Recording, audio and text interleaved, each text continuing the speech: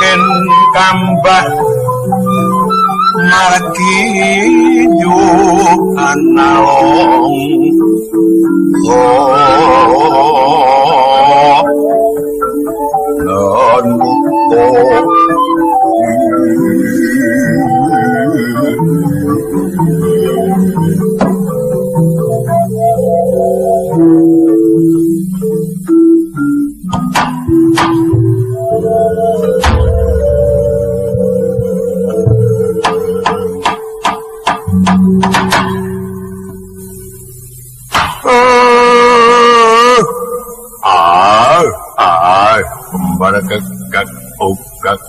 Gak sadurita doro momongan kula Bambang Parasara Ndara ndaramu durung kersa paring dawuh Bagong endi Gong awe nembang liyane kemuda ra ning tak seneng apa ning tembang kok kemuda iku ya ning tak dentung tak gong ae lho kuwi dinggo iringan perang kok ditembang iki apa ya kena ayo milih sing kira-kira ditabuhi bisa lan kowe ya apa iki tembang tak senengi apa aku dimenangke milih iki ning yen aku lho ora ketang ya cendak-cendakan wae apa ning cendak la ya apa ya isenono dhewe kira-kira cendak dhewe iki tembang apa terus balen tak untang-untang dengan kudan bungkong lho kuwi dudu tembang kuwi nabi kuwi sekarat ngono kaya kok dianggap tembang Sendro Songo apa piye ngono ya Sendro Songo sak padha wae cendak ya Pak amarga lelakon Ndara ki dawa sing tok karepe apa Gong kira-kira apa-apakno aku ki ngilangi sumingin kita iso kelingan zaman tayub neh sumingin instrumental ayo sumingin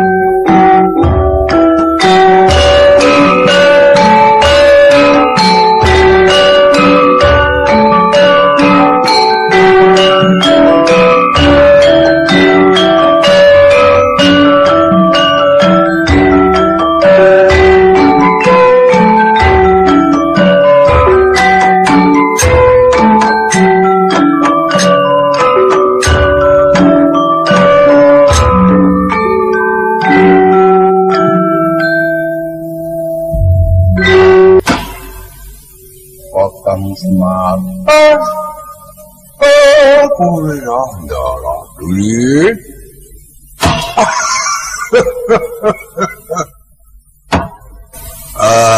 Bendaramu Bambang Parasara wis kersa paring dawuh. Duli nala kareng Pitruk Bagong. Padha rengento duli. Ya bener ngento sing rungokno ning nggone kene iki ora patut. Rungokno ngono wae. Ojo kleru kelompok. Anane aduh saka Sapwarga. Ndak rewangi lasak wana arana nggonku mangsa sinendring tutur. Dening wong aku ana aku janggep sawijining sadra ingkang urang ing yoga brata. Sepening prihatin amung tansah suka parisuka mangun sukaning ati. Munadyan kaya ngapa mbabot sing penandang. Nggonku nedya tapak yoga brata iki ora kepengin mudhar.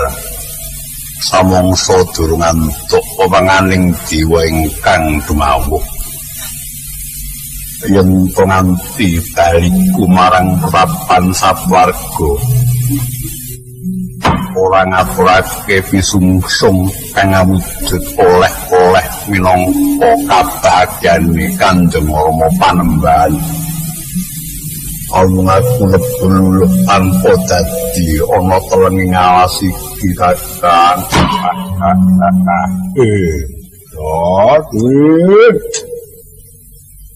Beda-bedaning dumadi ya padha wonge ning beda rasane. Ndara Bambang Parasara kuwi disendhu sithik dening kengramane wis ora dar pirang-pirang dina. Kowe iki tak srengeni sekecap kok tong cething tok entekke ijen. Ya padha ning beda. Ayam yo dudu salah sapa-sapa ya salahmu dhewe. Ambil namun didik anak-anakmu piye ora. Yen pancen nggo mulang muruk anak-anakmu ki apik tinemune ya bakal becik. Nek wong kowe ora kuwi seling lho mau umur 3 tahun jam 5 esuk tak gugah lho. Neng gerobak nggawa tela teko njuku apa mburi kaya ngono yo apik lho kok. Bojone aku yo mangkat. Mangkat masula. Daging gue bakal bilang dino, Bang. Siapa? Dari Bambang Parasara gini turut ngalas bilang dino. Ayo sak petai ngono. Upama jroning setahun durung entuk wang siting dewa. Ayo 2 tahun. Yen 2 tahun durung 3 tahun. Yen 3 tahun durung entuk 10 tahun. 10 tahun durung entuk 50 tahun. Wela bakale kepaten ana dalan yo. Kepaten sapa? Apa ora mau kuwat 50 tahun kasuripe. Bocah isuk dhisik kowe karo aku. Aku tuwa kae berak tak kandhani. Kowe iki nomake nuklut. Alah berak karo wong gerang. Aku ndek kesengseman sithik wis nambahi umur. Kowe mung gumantung siji anggere siji ora ketok kowe luluh rasamu. Kowe iki wong apa? Aku iki wong apa? Kowe kuwi anak ing wong edan. Ha sing edan yo kowe wong aku anakmu lho. Oh iya.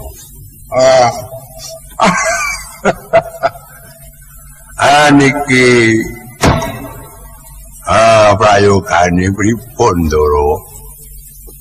Kulan anakmu kabeh padha semingkir aku nedya miwiti yoga brata maneh. Wah, paduli. Wis pirang sasi ya, Bambang Parasara Ketapa. Nganti nggon gelunge disusui manuk emprit sak judul. Kowe ora juga ora barang. Arani jago ngono ya. Kok kaduan kaya jago. Bocah iki bliro paningale. Jago karo emprit. Emprit cilik. Ayo cilik ra yen emprit iki emprit manukmu, ora. Emprit manukku ya gedhe kok. Sak jago. Emprit iki cilik. Penjak ya cilik, ora karuan, burung mesti kuwi. Eneng kok penjak sing lemu, ora. Mangane ya pari utuh, duit. Oh, dene iki. Oh, trikis tanpa nganggo padha yen guneman.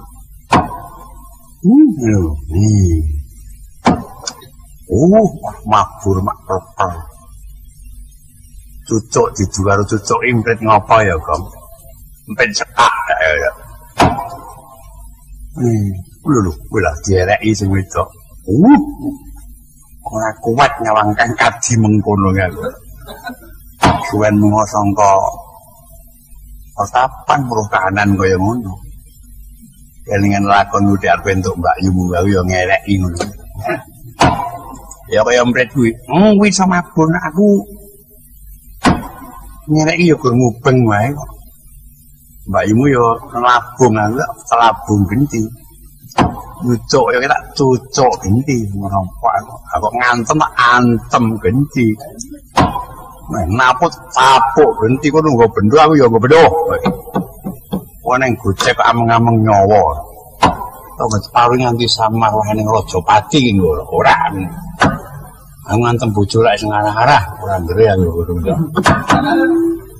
Bocah iki trewa-trewa.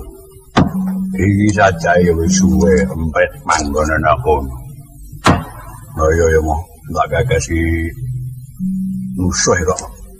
Ana mestakan Indra Bambang Parasara kok ana kono ya kerasan. Ora mesti dawa musuh nyanggonmu tak goreng tenan. Musuh nyanggonmu kan mangan apa? Bal-bale mangan tumo. Angsono ngono ya mangan apa kok. Wah iya, lho. Keketan kejogetan brite. Sing tak gumuni iki Bambang Parasara kok ya ora krasa. Aku kan njukarke wedi ora njukarke rasaku irisi nyawang kaya ngono.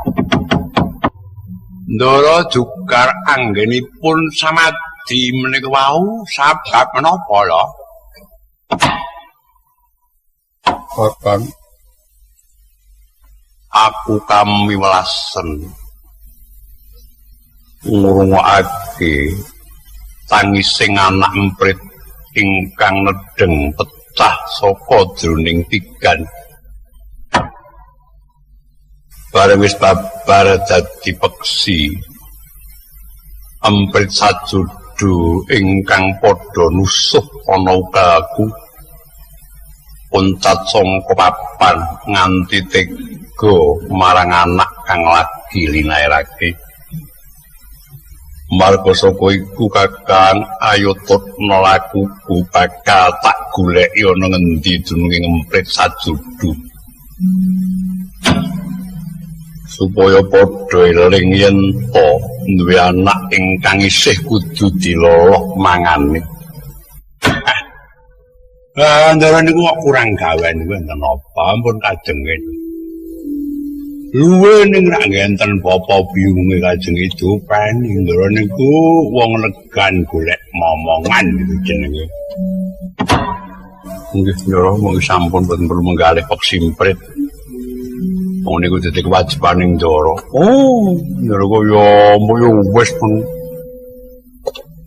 dheweke ngrasa anak-anak mung digoleki anak iki. Salahe dhewe anak-anak tinggal sak nggon-nggon. Ora beda lakon karo Bagong biyen. Nedenge Semega ditinggal Semar ana Ngredu. Tujune prigel aku. Anggen wong panen aku nebaruk mentah-mentah pari ya tak untut wae. Ndemune ya dadi wong aku. Akan kula ndara. Madyan tok palang ana malumpat tok dadung medhot ora lega rasane atiku yen durung bisa tetulung. Piye emprit ingkang mangane isih kudu dilolok. Ana ngendi wae papan dununge bakal tak oyak. Durung lega rasane atiku yen durung kelakon mikat emprit kang gawe entono anak loro mau. Arep ngaten Slawi ndara. Oh, derek aku.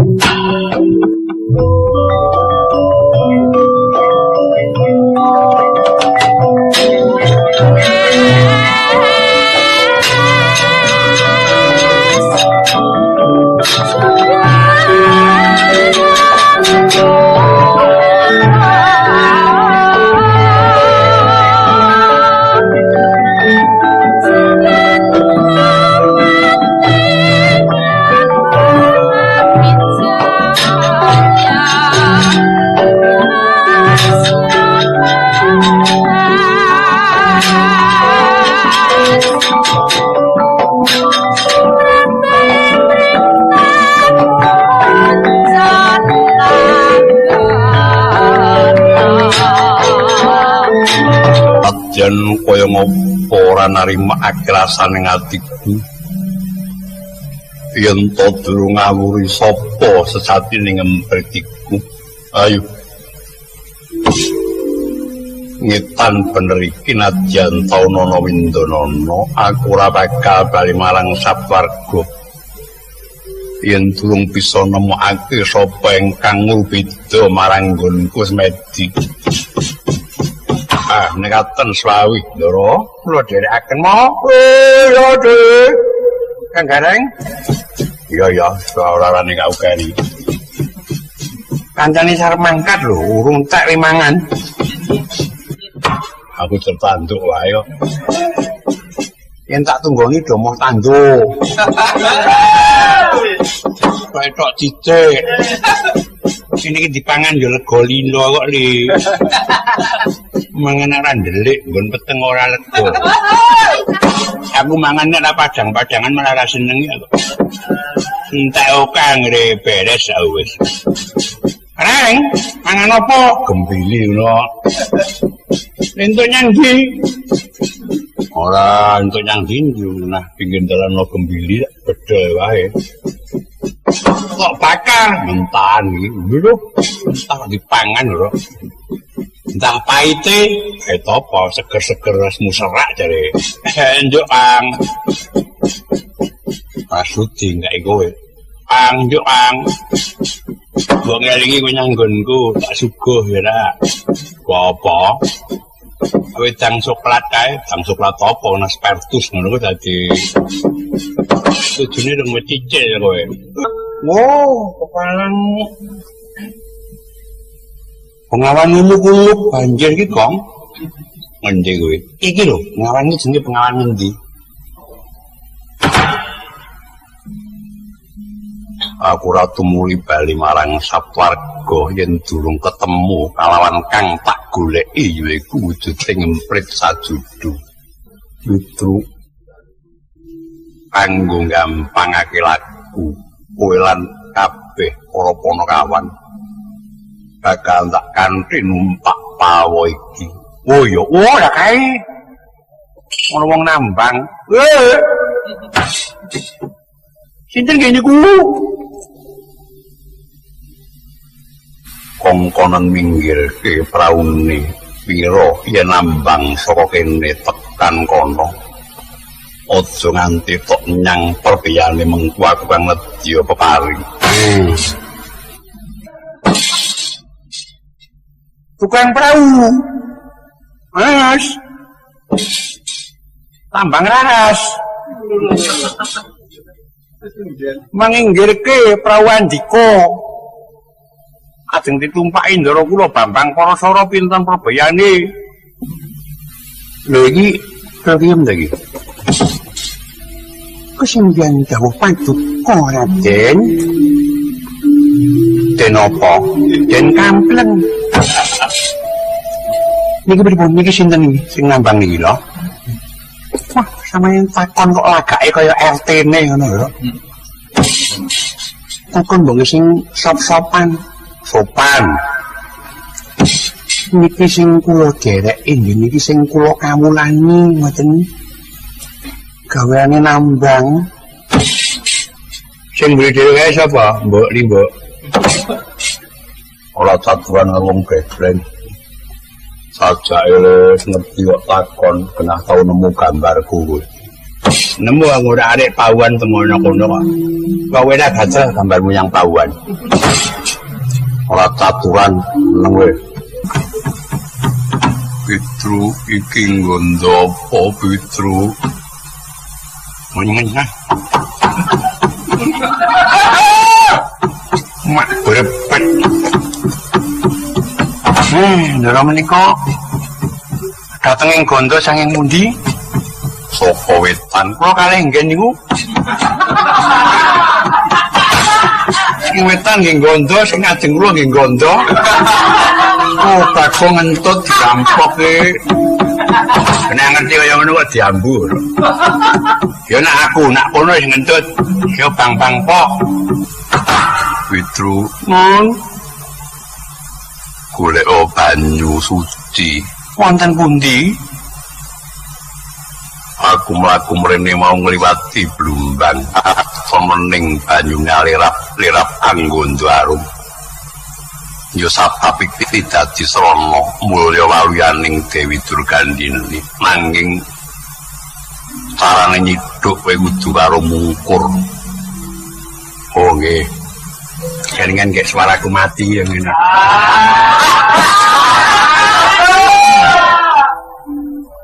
Nduk usah banyu yang kolah. Lalu tutuk soto ora. Dipuja tetep kersek-kersek kok. Wong swara mati bukan dosa. Niki, Ndro. Blumbang niki. Iya, Petru. Kali mungkur ya nyijuk. Iya. Ya iki. Yo, melu ta kono yo. Iki. Aduh mamut. Lawang pincuk suwak tak nyiduk. Baline aku. Gong aja ngilono kono iki. Ngilo nyang Blumbang. Ora kok kok. Iki dicuk. Niki ndoro, oyane ndoro. Wah, bening kimplah-kimplah. Kuwi golek empu kunir kang putih wujude. Nang pundi? Kowe aja nguso. Kangge ning jeneng nyisir-siran antane ngukur ban. Patuan kok, antene kene. Ora kapok sing wis. Empu kunir putih tunggu dino. Ana tanah kebonan ingkang tak liwati. Oh, kono empu kunir enek ning ideng iki. Putih ideng. Areng jeng iki. Oh, areng kok padake kunir. Ane wong jenenging Tombo iki pancen sok geseh karo wujude. Nah iki lenga putih, wujude ijo. Nah iki temuyen, wujude putih. Nah aku kudu mulus kan. Nah ireng tenan putih tenan. Nah wong putih amarga kandeleng pupur itu mereka aku tak anggap palsu iku. Ning ya tekad-tekatan aku. Iki kok ngene apa? Gerusen Petro. Krius. Terus banyune diperes mboten iki. aja diperes tak perse dhewe. Oh, ngaten. Samune diperes arep tak borehake ana sarirane Raden Ayu Durgandini. nggih, mang minggir kula borehne.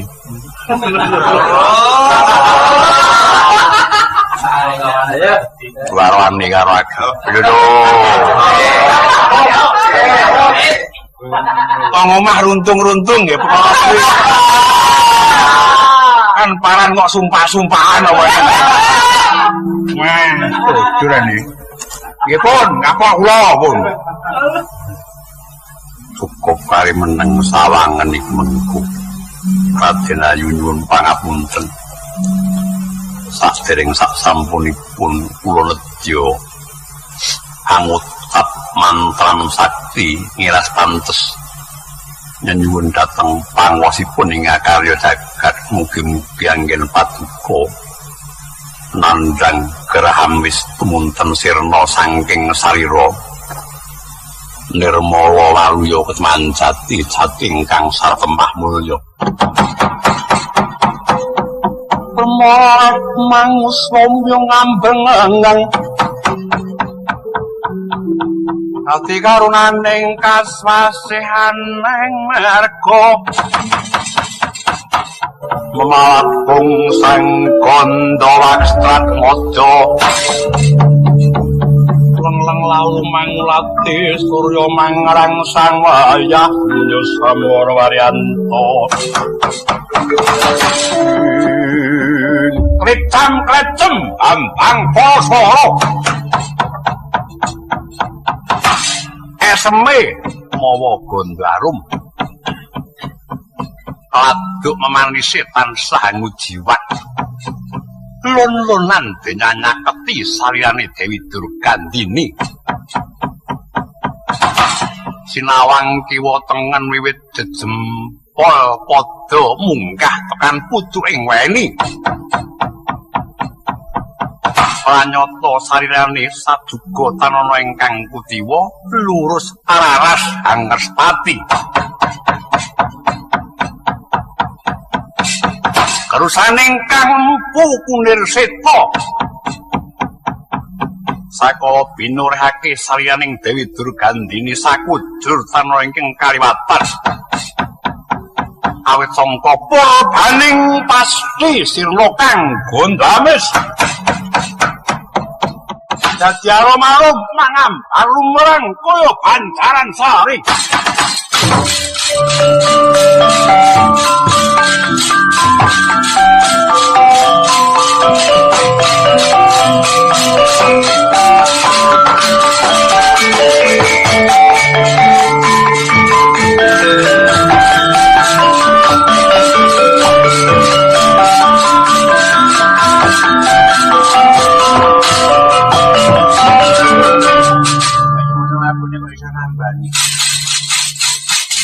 nyatane saya mambu kene kok. Mambu apa? Amis, sarungmu rong dina tok munggah kok. Raden aturaken kenging panarimah awit saking pitulungan paduka. Sirna larut kapilarut gondames ingkang sumandang ing kula. Samangke kula gesang kados satapaning jalma limrah ugi sawetawis anggon dwarum dadan kula tumunten menapa Raden ingin kulaturaken paduka minangka pisungsum semiwa minangka tandha yekti kenging panarimah dene paduka sampun kapareng mitulunging kula Raden. Kula menika namung dermiang lampahi nanging samkawis awit saking pangayomaning Bathara. Mboten sakmesthenipun menawi paduka maringaken panarimah dhateng kula nanging kaparenga matur nuwun dhateng dewa ingkang anyipta jagat. Lho Kang, kaya ngene wong pinter iki. Nah, iso nambani genak cetha, dimatur nuwuni ora kersa lho kok. Lah kok kowe iki gur pangsupan Kyai Gombal Arum iku. Anggere wong atok tekak lho coba. Mundhamana pangan sing jempleb barang Mundhamana. Ewetene wong beda-beda wong apa pacake aku lho. Nanging kula kepingin pitulungan paduka Raden Ayu dipun sabrangno wiwit saking kilening Bengawan dumugi wetaning Benawi. Kula mboten kalatan jermenika ingin kula ajeng-ajeng. Namung kula piyambak. Lho, ho. Ngono to. Carane mengkono to. Nggon prihatin, antane kon ngewangi melek. Bareng tanggapan oke ra dijak.